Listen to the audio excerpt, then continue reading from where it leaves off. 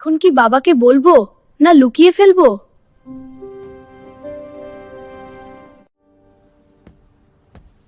এই ফুলদানিটা কে ভাঙলো?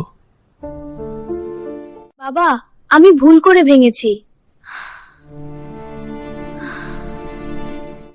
সত্য বলার জন্য ধন্যবাদ বাবা।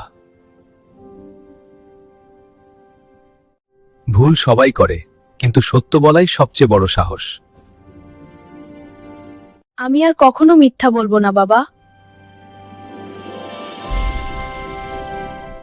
চলো আমরা দুজন মিলে এটা পরিষ্কার করি। সত্য মানুষকে বড় করে তোলে।